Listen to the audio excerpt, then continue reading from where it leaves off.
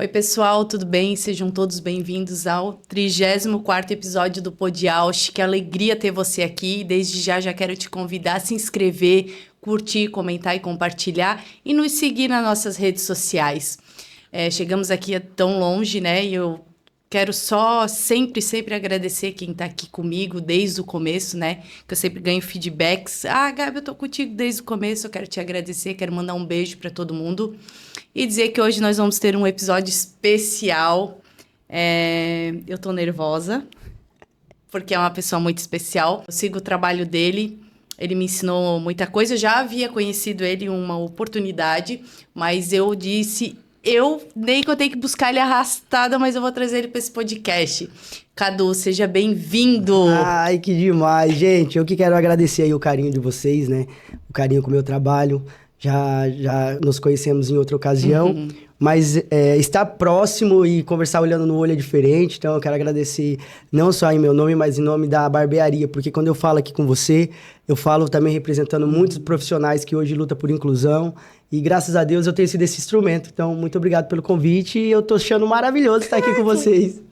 Eu que te agradeço, Cadu. Eu quero mandar... vou mandar um beijo pros meninos lá da barbearia, né? Porque é um conjunto, né? Vocês trabalham todos juntos, teu trabalho é maravilhoso, Cadu. Obrigado. Eu não tenho palavras, assim, eu te conheci desde a época do Razões para Acreditar, foi lá que eu te conheci. Sim. Foi lá que eu vi quem era o Cadu, o que o Cadu fazia, e eu não... Vou te confessar, a primeira vez que eu vi, eu chorei no vídeo, assim, porque eu não imaginei. Agora eu quero que tu conte um pouquinho pra gente quem que é o Caduzeira, quem que é o Anjos de Tesoura, que muitas pessoas conhecem, mas tem aquela dúvida, Cadu. Conta um pouquinho pra gente como tu iniciou a tua trajetória. Conta um pouquinho da tua história aqui pra gente. Então, gente, apesar de estar aqui em Itajaí, eu sou do interior do Paraná, né? Mirador, uma cidadezinha, eu gosto de falar sempre isso.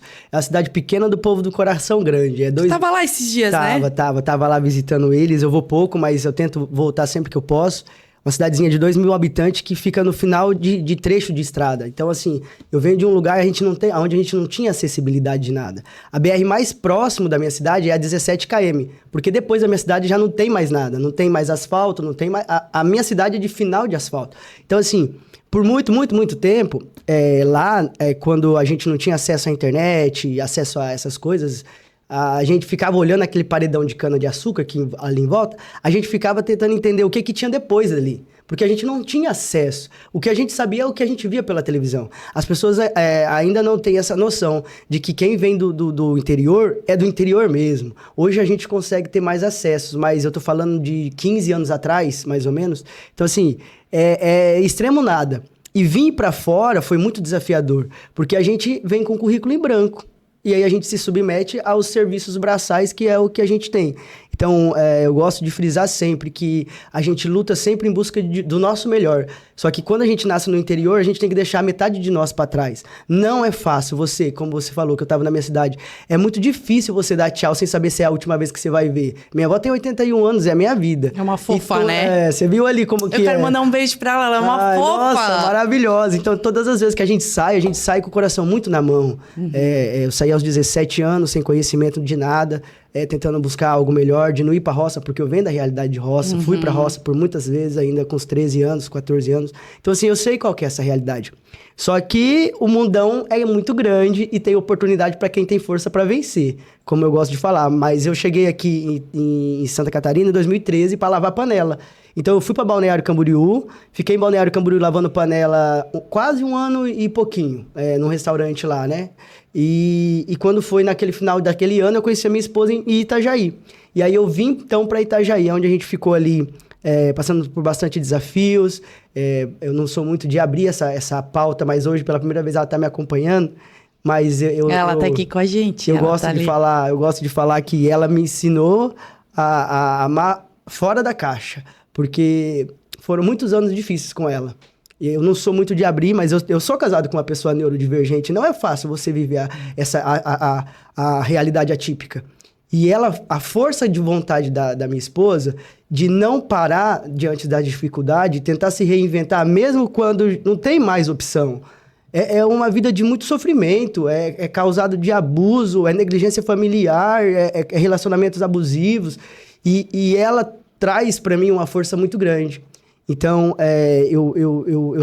eu me redescobri como uma pessoa maravilhosa, que eu não sabia que eu era, a partir do momento que ela me ensinou a ser dessa forma.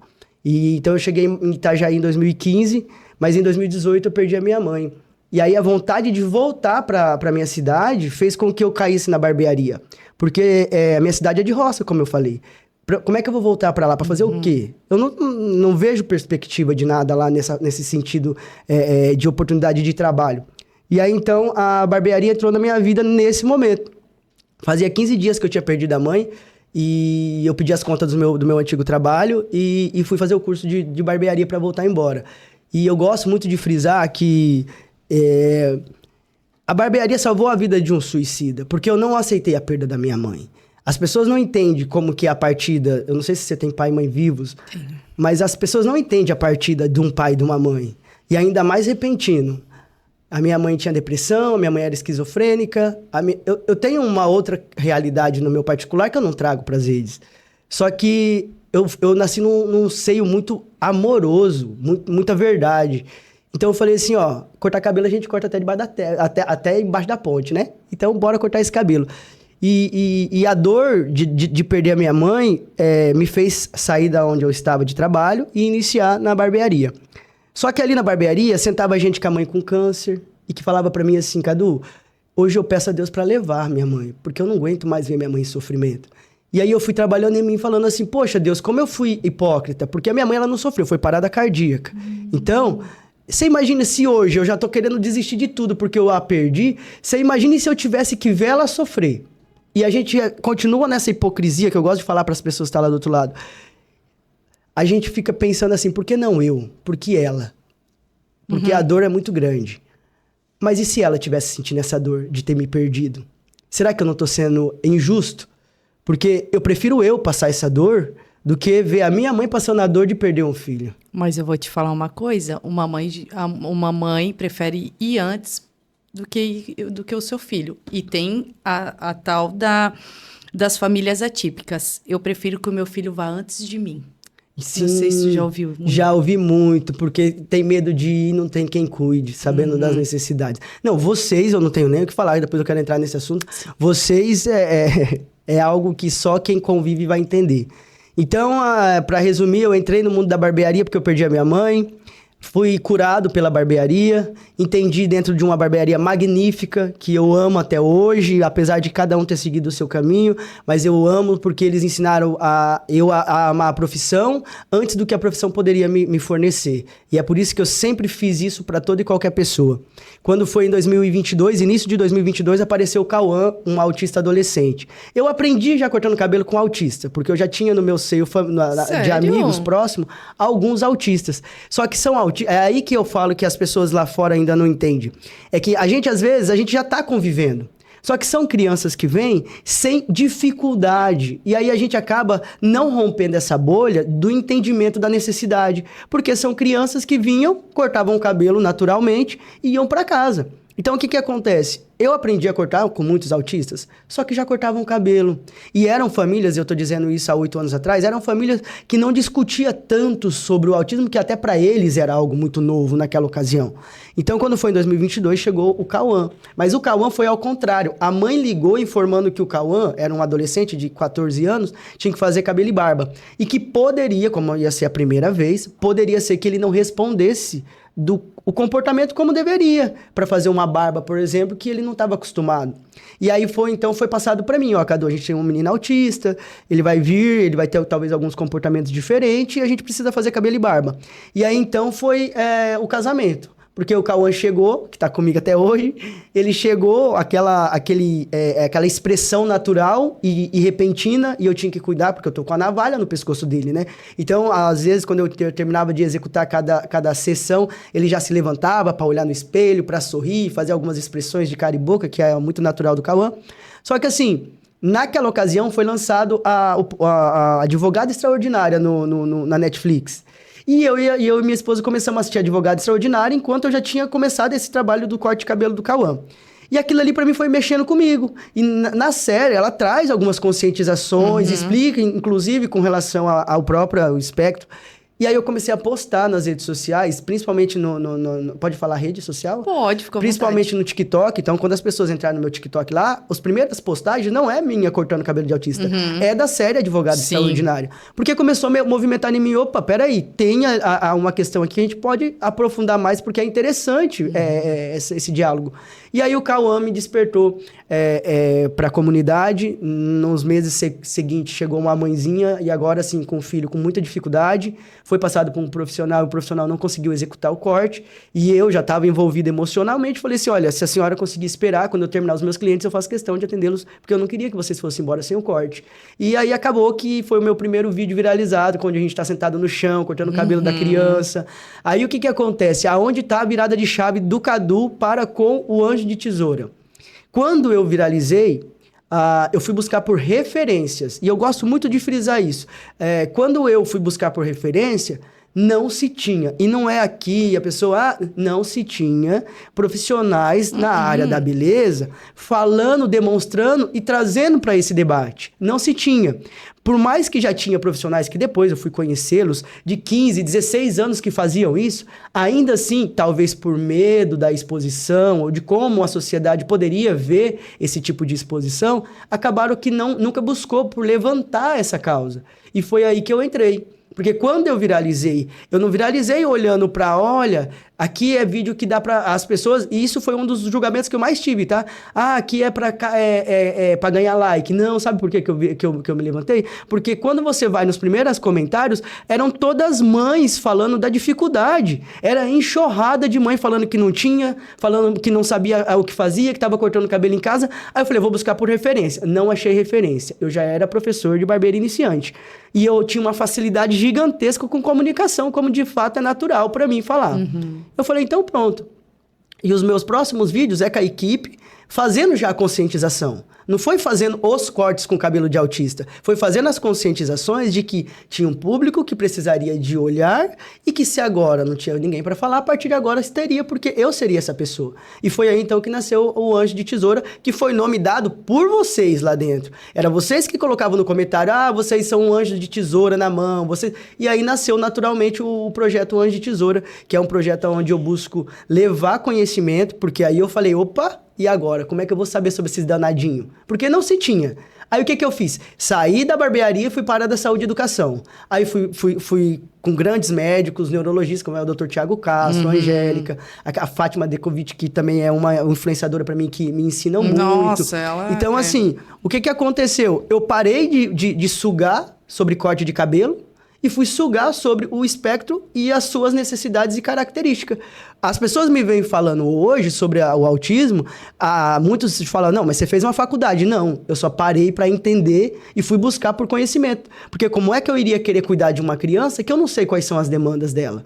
Então, eu fui fazer isso. Só que para um nicho como é da barbearia, os caras querem ganhar dinheiro. É quantidade. E aí, quando você fala que você tem que ficar 1h30, 2, até mais com uma criança, aquilo virou tudo uma inflexibilidade. E foi aí que eu fui voar sozinho, que foi quando o Razões para Acreditar fez a minha vaquinha.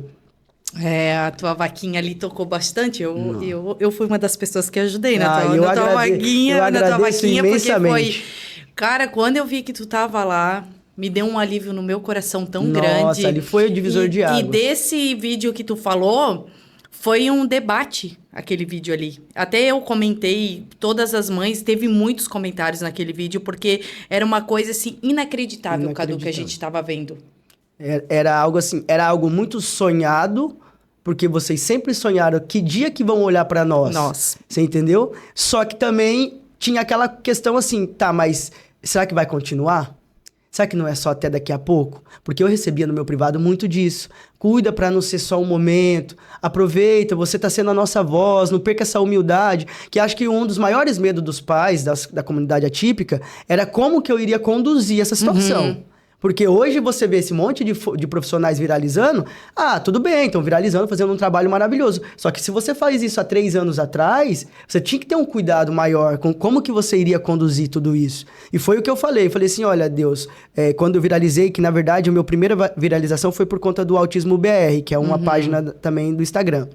E eles falaram assim, ele falou assim pra mim, eu posso repostar seu vídeo e tal? Eu tava num domingo gravando o curso iniciante. Eu falei, não, pode repostar. Mas a hora que eu terminei de falar com ele, eu fui no banheiro da barbearia, que eu trabalhava naquela ocasião, eu ajoelhei e falei, olha, Deus, se for pro senhor me fazer grande, que o senhor me faça pra mudar vidas. Porque se for pra ser só mais um lá em cima, se o senhor me deixa pequeno como eu sou, depois daquilo, eu não sei como te explicar, mas as coisas aconteceram de uma maneira muito, muito surreal e eu nunca perdi a mesma humildade. Lá do meu começo até agora, é o mesmo Cadu. A tua essência é a mesma. É a mesma, é o que eu sou. Eu não sou diferente disso. Eu sou isso daqui. E graças a Deus, hoje a gente tá chegando em muita gente. Meu, Cadu, tô sem palavras, porque, meu, eu te acompanhei desde lá, quando tu começou lá no chão, com aquele menino sentado, com aquela dificuldade.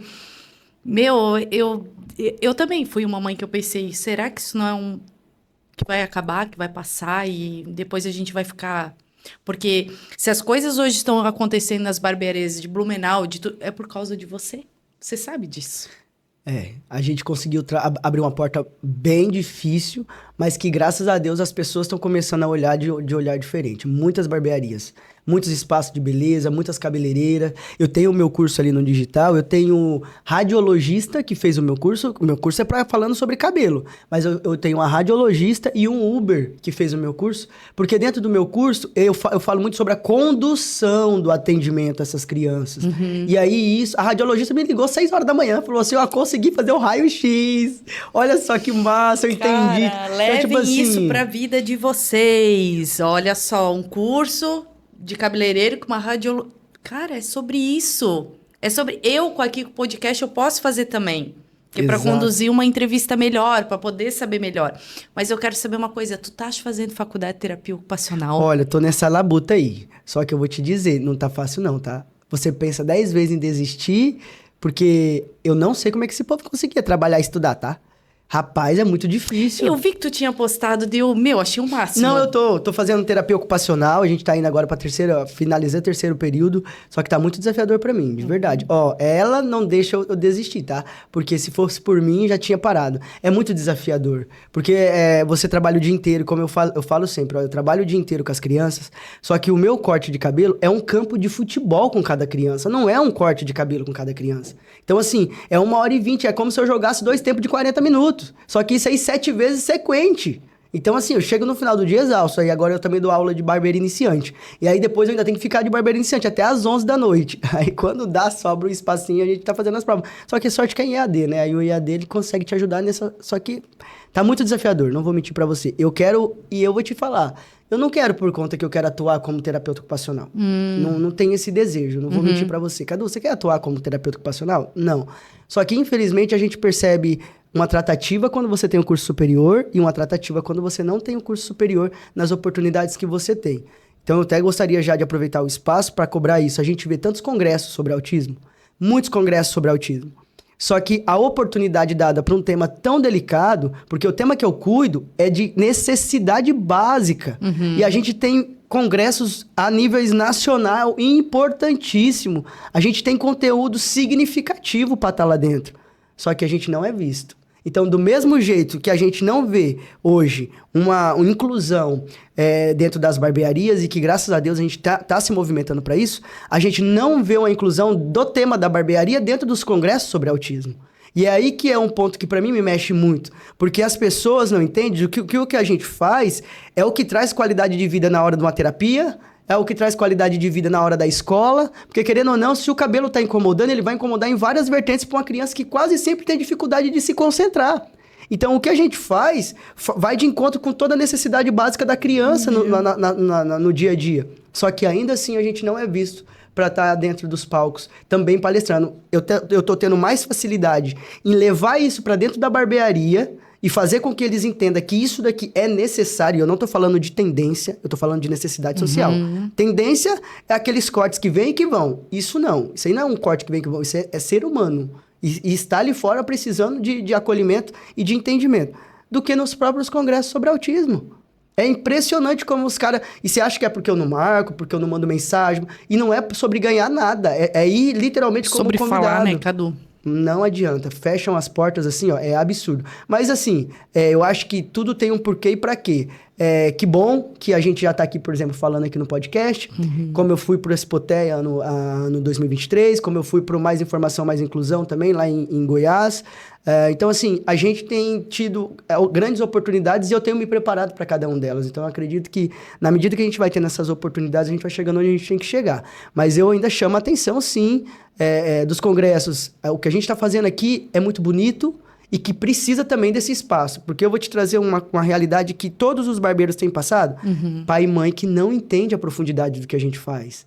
Pai e mãe que não entende como o filho recebe esse estímulo. E aí, quando vem para nós, vem com uma expectativa gigantesca, mas não entende os fragmentos que acontecem dentro de um corte de cabelo e que o filho precisa ser trabalhado. Você entende? Então, assim, estar dentro dessas feiras é levar esse tipo de conhecimento para os pais também entenderem que pode ser uma extensão. A criança que tem várias questões sensorial, a modulação não pode começar comigo que vem a cada 3 meses. Tem que começar com a família dentro de casa. Mas como é que eu vou chegar a isso na família se os próprios, esses congressos que a gente poderia estar debatendo sobre, não traz essa abertura? Então, assim, o que eu faço no Espaço Anjo de Tesoura não é um corte de cabelo. Eu não tenho uma barbearia kids. Eu não tenho uma barbearia kids. Eu tenho um espaço de dessensibilização interativa, onde a criança vem com a família e eu, junto com a família, organizo a criança para todos os estímulos para fazer essa criança passar por isso sem sofrimento. Só que é um aprendizado como qualquer terapia. Por isso que a terapia ocupacional entra na minha vida. Porque, primeiro, ela vai me dar a oportunidade de ter o certificado que eu notei que faz muita diferença nos lugares. Só que também me dá manejo de como conduzir o controle da criança dentro de um atendimento. Porque a terapia ocupacional, basicamente, é o que eu faço. É você trabalhar a criança dentro da vida, melhorando o cotidiano dela de vida, da qualidade de vida. Então, a terapia ela vai vir para mim por 2 vertentes. Uma, pelas oportunidades que eu quero ter, e eu sei que o canudo, vamos dizer assim, conta muito, mas por tudo que ela constrói para o desenvolvimento do que eu faço dentro do meu espaço, que é o Estúdio Anjo de Tesoura, onde eu atendo. Que não é a barbearia onde tem fluxo de pessoas, onde as pessoas... Não. Quem for até mim, vai ser um momento meu com toda a família.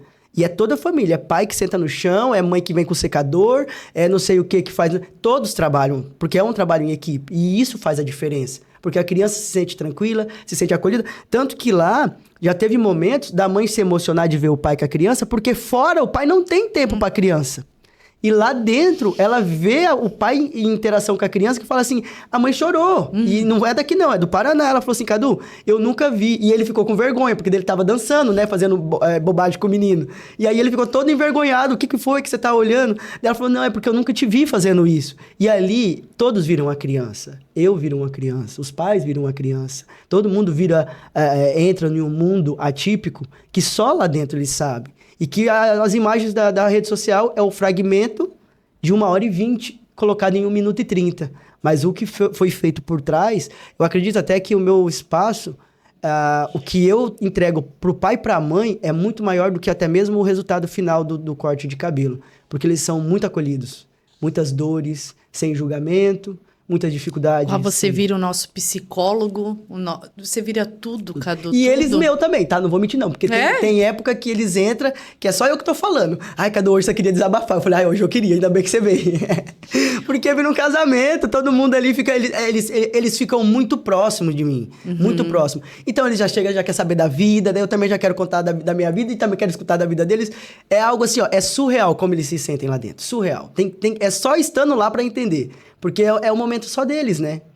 Cadu, como é que funciona essa parte? A criança chega, porque é no 2º andar, né? Já sobe, como é que começa o manejo com essa criança? Como é que tu começa a trabalhar com ela? É isso que eu quero saber. Pois é. Então, assim, a barbearia tem o fluxo da barbearia típica lá embaixo, né? Que agora a gente mudou o nome, eu tive que trazer um nome que trabalhe mais com aquilo que eu proponho. Então, hoje a gente tem a Inclusion Barbearia agora. Antes era de Caduzeira na área e hoje é a Inclusion Barbearia. E na parte de cima eu tenho o Espaço Anjo de Tesoura, que é o espaço da dessensibilização interativa. Então, assim, quando a família chega... naturalmente, as barbearias, a gente tem um fluxo de pessoas e tal. E ali não. Eu recebo a família e deixo a criança o mais à vontade possível, porque eu dentro dessa 1h20 separada para cada família, eu preciso entender do que tem, aonde está essa dificuldade, que momento que essa criança se sente desconfortável. E eu não posso fazer isso já estando em manejo com ela, porque eu preciso ganhar confiança, eu preciso que ela entenda que eu estou ali como segurança dela. Então as famílias entram dentro da sala, a sala fica fechada, né, só eu com elas, eu sento próximo da criança, a família senta nas poltroninhas pra gente bater um papo.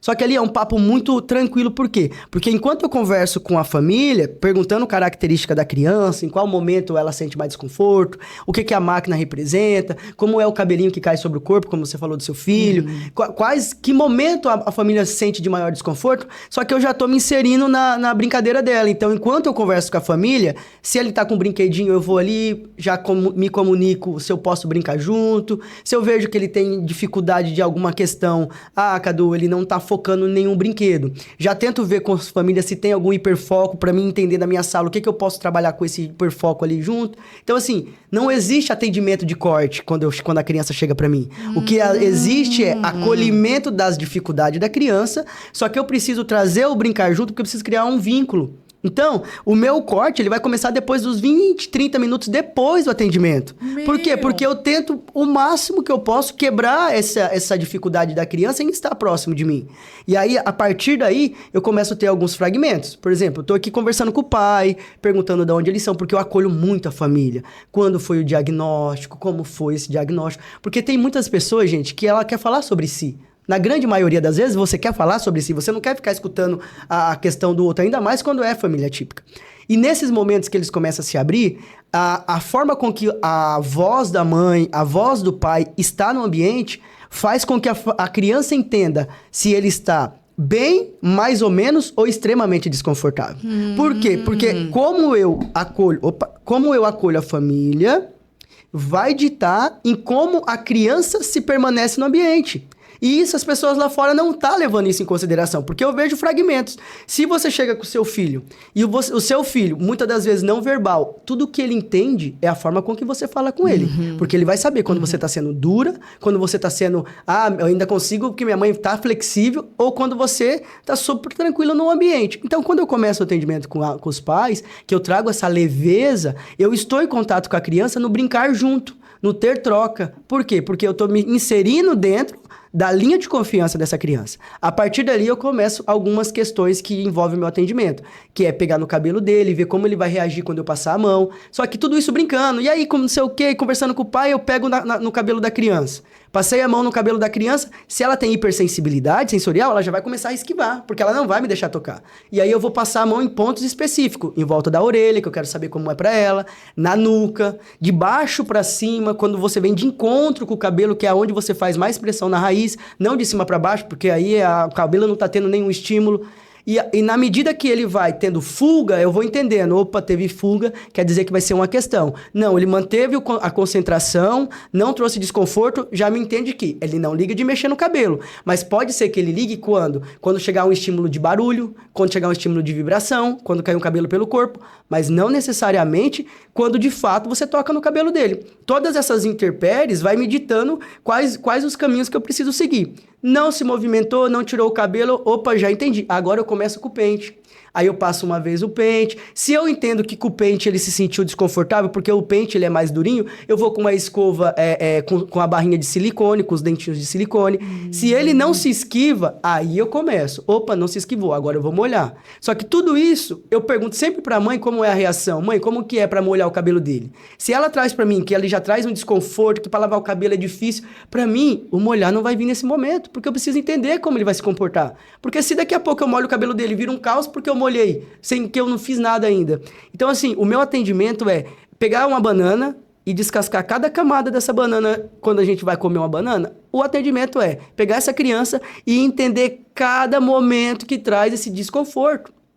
Lá fora é difícil alguém fazer isso. Mas o modelo de negócio que hoje virou meu negócio, que é a barbearia inclusiva, é trazer essa clareza. E aí, dentro desses atendimentos, conforme a criança vai trazendo essas características, eu vou vir... a mãe sinalizou que quer utilizar a máquina, porque eu respeito muito a oportunidade da mãe escolher o que ela quer. Tá. A mãe sinalizou que quer usar a máquina. Eu achei que era você que fazia os cortes estratégicos ali. Não, vamos fazer esse não, que é melhor. Aí entra a minha parte. A mãe sinalizou que quer passar a máquina. Cadu, eu quero passar a máquina, quero deixar baixinho. Só que dentro do meu atendimento, a máquina teve um recuo, aí é meu posicionamento com a mãe, nós fizemos o acesso com a máquina, se trouxe muito desconforto para ele. Então eu vou fazer o mais próximo da máquina que eu consigo, porque nesse momento está gerando desconforto.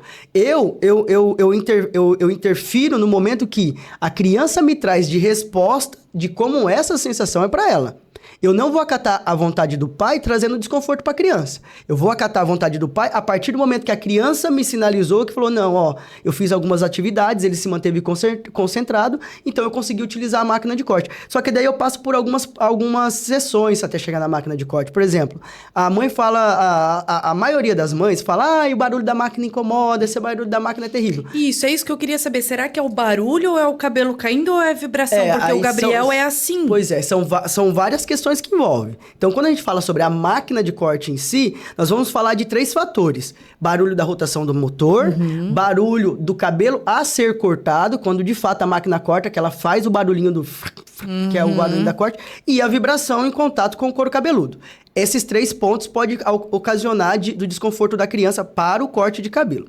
Depois, com isso, a gente vai ter os cabelos que caem sobre o corpo, que também já geram um desconforto muito grande. Só que isso daí a gente só vai entender quando o cabelo começar a ser cortado.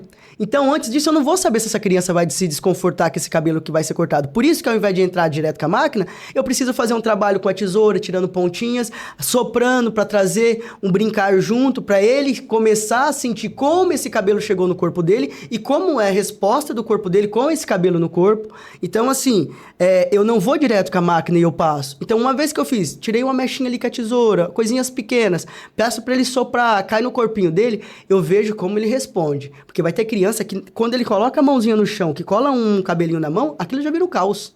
Ali já vira um caos. Ali, pra mim, naturalmente, eu já entendi que se na mãozinha já tá um caos, o corpo dele vai ser... É igual o Miguel. O Miguel, de 6 anos, o meu, Cadu, ele deixa cortar. De boa, tranquilo. Mas, ai de se pega um fio aqui.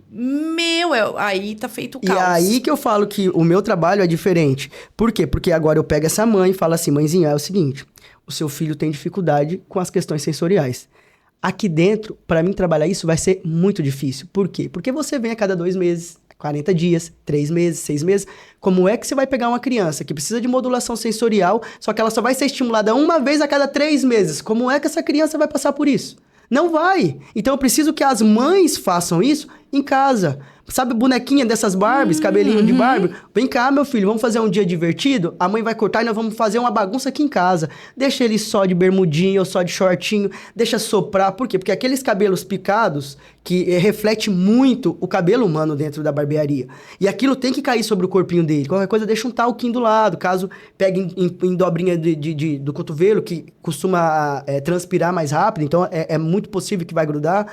Dobrinha do pescoço, axilas, dobra do joelho, a virilha. Se você vê que ele tá sentindo desconforto, bota o talco para poder tirar. Mas se não, deixa ele brincar, deixa essa sensação cair no corpo dele. Quanto mais vezes a gente fazer ele ter essa sensação, mais fácil vai ser a adaptação. Então, se os pais aí fora, ele não trazer um dia a dia para as questões que envolvem o corte de cabelo, só dentro da barbearia, com a distância que fica de um período para o outro, é muito difícil. Então, assim, eu ensino a mãe a utilizar essa técnica de dessensibilizar os cabelos que caem sobre o corpo. Eu ensino a mãe a dessensibilizar com secador de cabelo, que muitas vezes tem dificuldade, mas pega uma bolinha, pode ser até aquela bolinha do Rexona mesmo, do rolão. Bota no secador, deixa a bolinha aí pra cima e pra baixo. Vem, filho, coloca você, agora é minha vez. Põe o carrinho no chão, coloca o secador pro carrinho empurrar o secador pra lá e pra cá. Traz essa brincadeira pra ele se acostumar com o secador. Por quê? Porque quase sempre, o barulho do secador, ele é um barulho mais aberto. O barulho da máquina de corte é um barulho mais agudo. A máquina tende a incomodar mais com o barulho do que até mesmo o secador. Então, dentro do meu atendimento, quando a mãe fala assim, Cadu, ele não gosta muito de secador, eu vou fazer umas brincadeiras lúdicas com o secador para me ver a possibilidade de deixar ligado. Não nele, ligado. Então, entre ligado e nele são 2 situações diferentes. Por quê? Porque se ele aceita o secador ligado, com o barulho do secador eu inibo o barulho da máquina de corte. Pode ser que ele sinta a dificuldade, porque quando eu relo no cabelo dele, a gente tem o choque da vibração.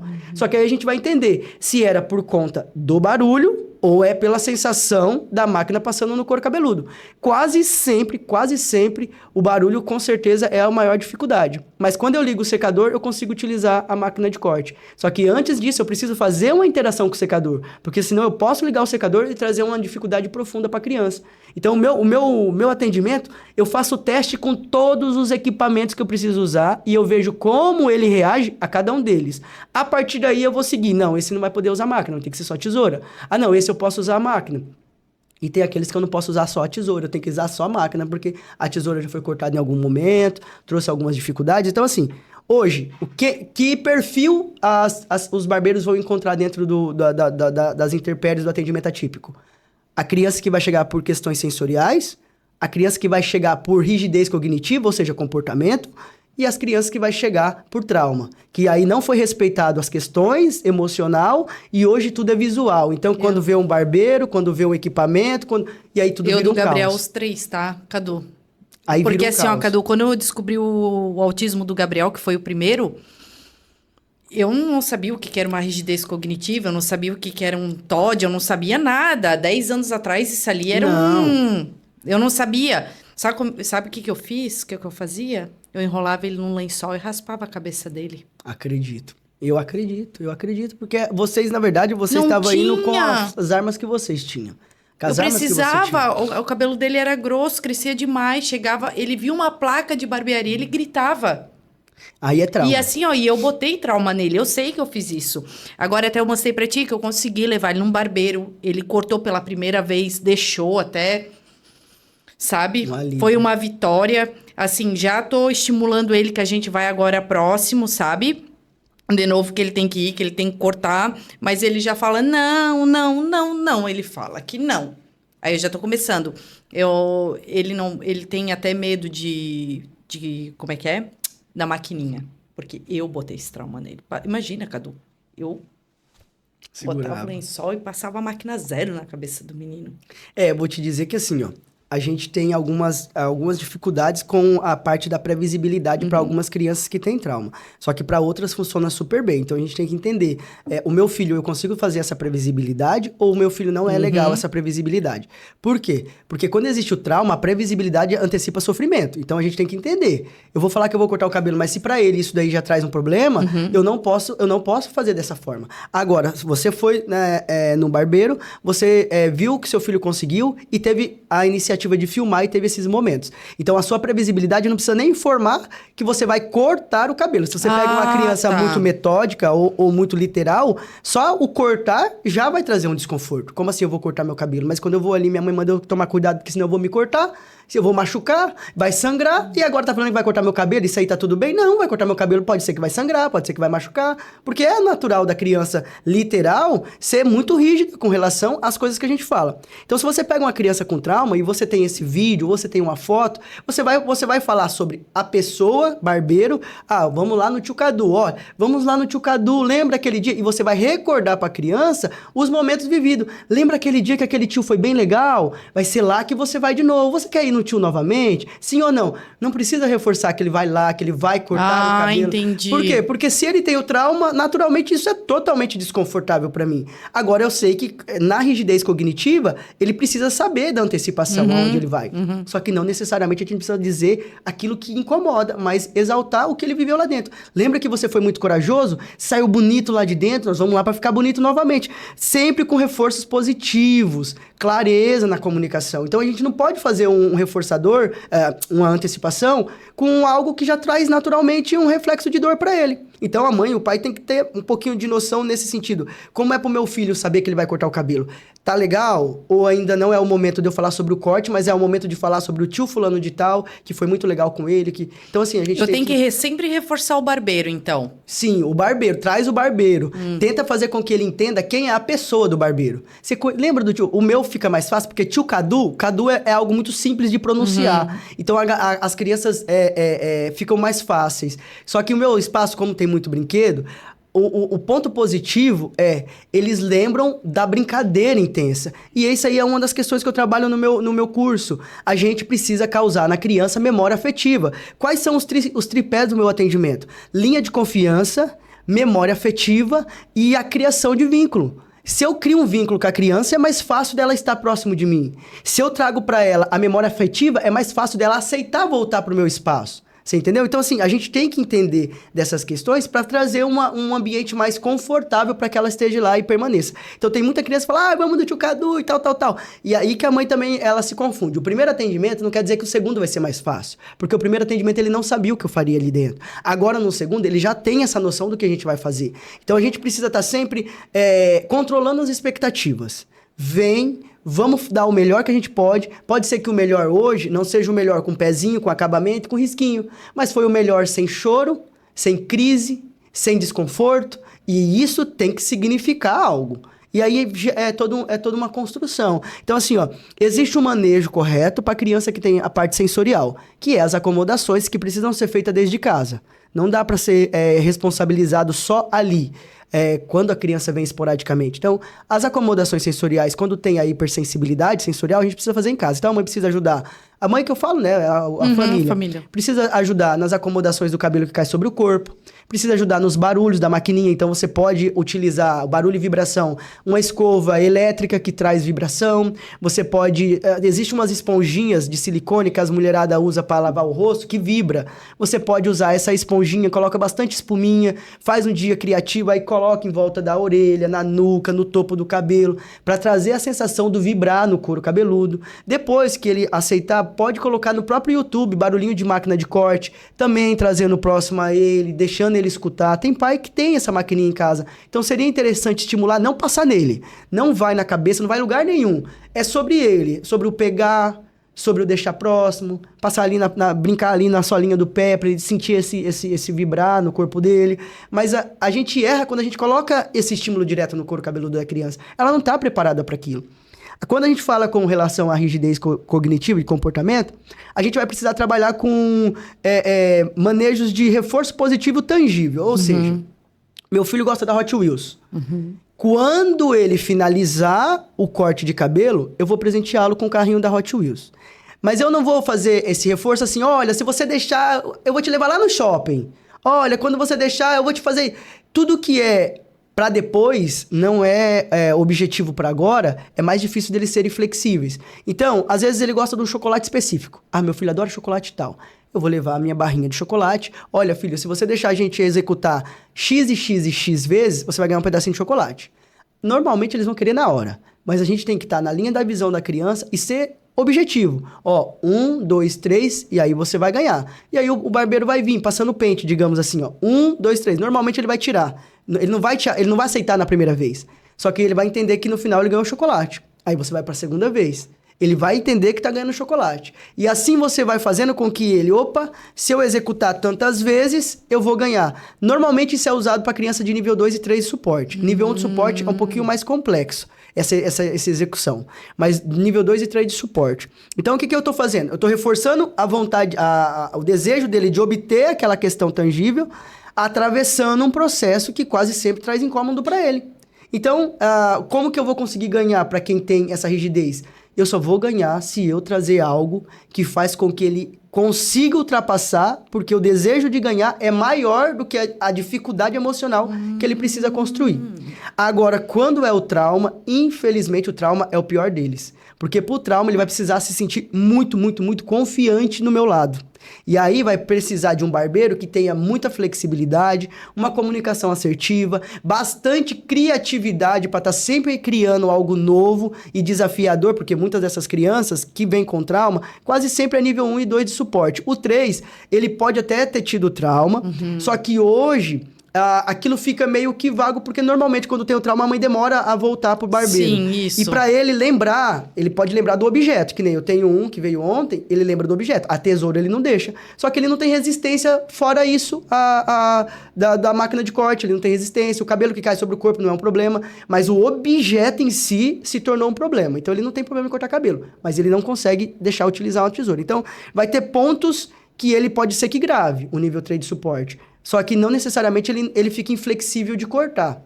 Só que o nível 1 e nível 2, a facilidade de entender o que vai ser executado agora e a lembrança do que foi feito é muito grande. Tanto que, pra mim, a maior dificuldade de cortar cabelo não é nível 2 e 3. Sério? É nível 1 de suporte. O nível 1 de suporte tem uma compreensão gigantesca. Então, a parte em ser inflexível é muito maior. Se eu me comunico com a mãe, porque assim, existe vezes que eu, de fato, a sensibilidade é tão grande que nem a mão da mãe eles aceitam. A mão, assim, ó, de não deixar passar a mão no cabelo. E aí, o que eu faço? Falo, olha, mãe, a gente não vai conseguir cortar esse cabelo. Depois de um certo momento que eu já entendi todas essas demandas. Só que a gente vai fazer o quê? A gente vai passar uma pomada bem forte.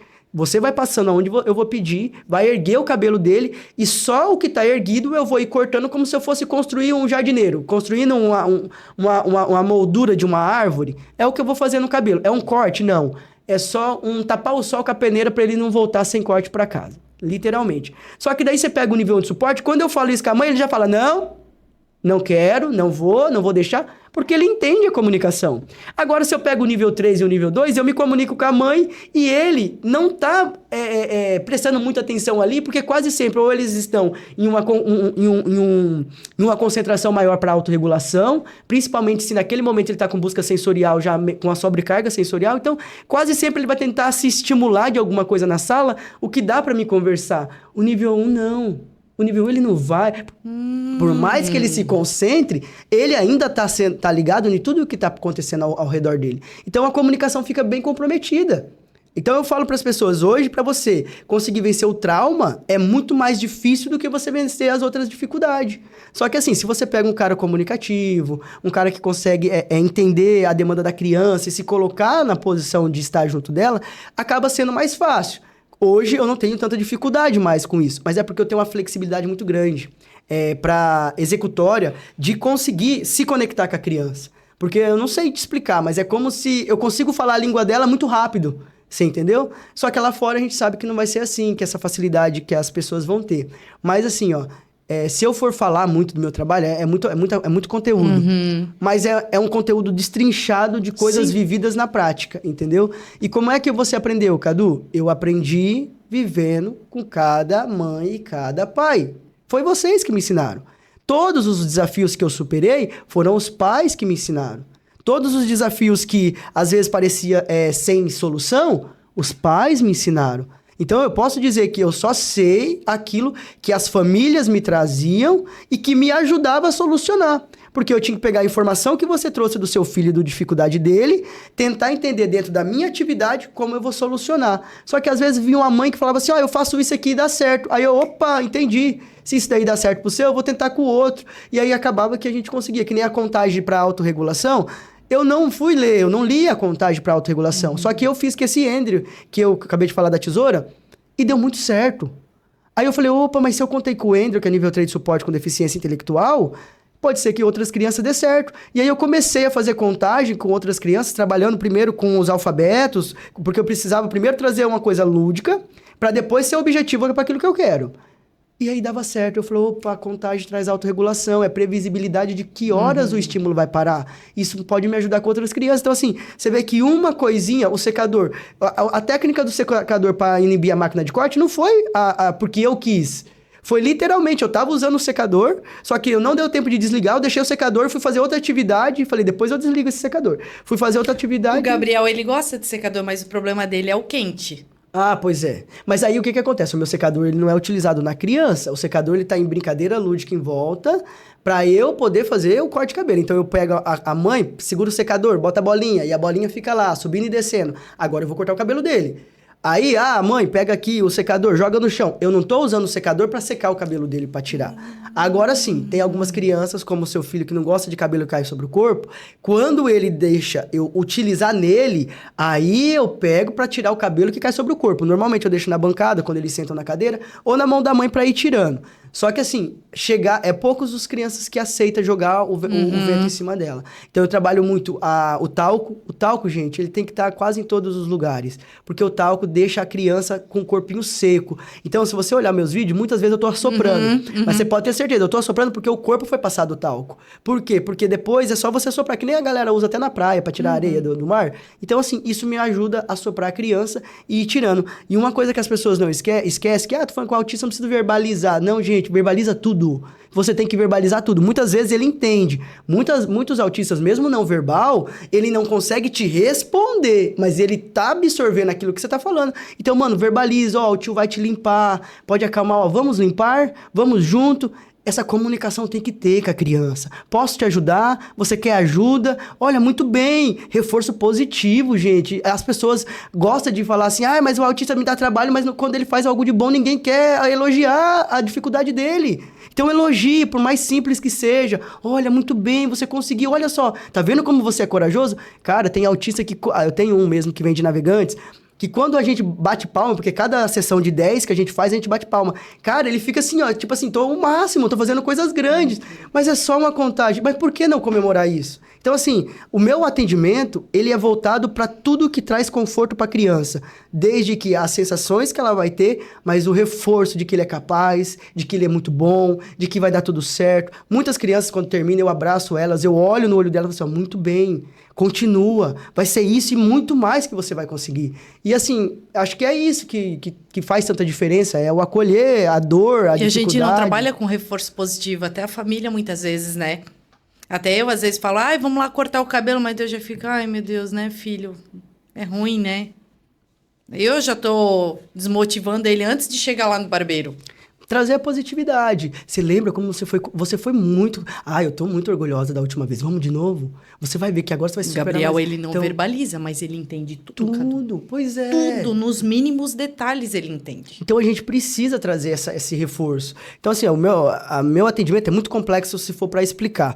Só que eu vou te dizer, existe... Todos os caminhos que eu faço, eu não estou fazendo por acaso. Existe um porquê e para quê de todos. Só que a gente tem poucas oportunidades de explicar isso para as pessoas. Mas, graças a Deus, estão mudando. A gente está tendo mais oportunidade. Cadu, nós estamos chegando ao final, né? Que passa rápido. Eu falei para ti que passa muito rápido. Agora eu quero reforçar uma coisa contigo. Eu quero que tu passe uma mensagem bem legal para os pais e principalmente para os barbeiros, porque a gente sabe que ainda tem muito preconceito. Demais, nossa, tem muita barbearia que não atende síndrome de Down, não atende autistas principalmente, e para aquela mãe que, eu vou levar lá, vou incomodar, não, eu tô com vergonha, porque eu sou essa mãe, eu fui essa mãe. Sim, eu acredito em você, é desafiador para vocês também. Como que o outro vai enxergar meu filho? Eu acho que assim, o maior medo de vocês é mais assim, ó, meu filho tá seguro lá fora? Será que ele tá seguro lá fora? Como é que as pessoas vão enxergar isso? Então assim, o que eu posso dizer para vocês é que infelizmente a inclusão ela não deveria ser um diferencial, mas hoje ela é. Não deveria ser um dever de todo mundo. Então, pro pai e pra mãe que tá assistindo, eu só sou o reflexo do grito de vocês. Eu sou o reflexo das vezes que você foi na escola brigar por oportunidade. Eu sou o reflexo das vezes que vocês foi no plano de saúde e não foram atendidos. Eu sou o reflexo das vezes que vocês vão na prefeitura por buscar por direitos. Eu sou aquele que talvez não sinto na carne, mas eu sinto no meu coração porque eu venho de famílias neurodivergentes. Eu sei qual é a dor de você olhar e não saber o que você faz para melhorar, mas você sabe o que você faz para melhorar você e pelo menos o meio onde você está. Então, assim, continuem. É um caminho muito árduo, mas se tem amor, que é isso que eu gostaria de falar, se tem amor, tem tudo. Se tem amor, tem tudo. E vocês sabem o quanto vocês amam, que vai para além de um espectro. Aos barbeiros, infelizmente, o nosso nicho olha muito pro financeiro. E eu sei que ninguém consegue viver se o financeiro não está legal. Só que existe um outro lado que vocês não conseguem enxergar a olho nu. Que é quando você olha no olhar de uma mãe e você vê uma mãe te agradecendo sem palavras, porque só o olhar marejado já está dizendo tudo. E eu acho que não tem dinheiro no mundo que pague isso. É sobre olhar o ser humano.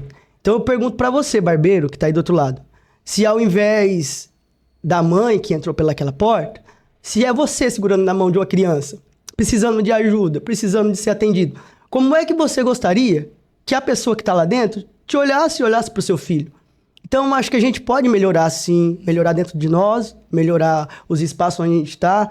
A inclusão é direito e é dever, gente. A gente não está falando de tendência, não, é necessidade social. E eu acho que a gente está quase nos lugares onde a gente deveria, mas tem muito chão ainda para queimar. E se Deus me der a oportunidade, eu vou chegar em todos os lugares para falar que a inclusão cabe em todo e qualquer lugar. Basta você se abrir para ela. Fiquei emocionada com as palavras, porque é sobre isso, Cadu, é sobre os dois lados, tanto da barbearia quanto dos pais, né? Que nem eu. Eu ainda sou aquela mãe.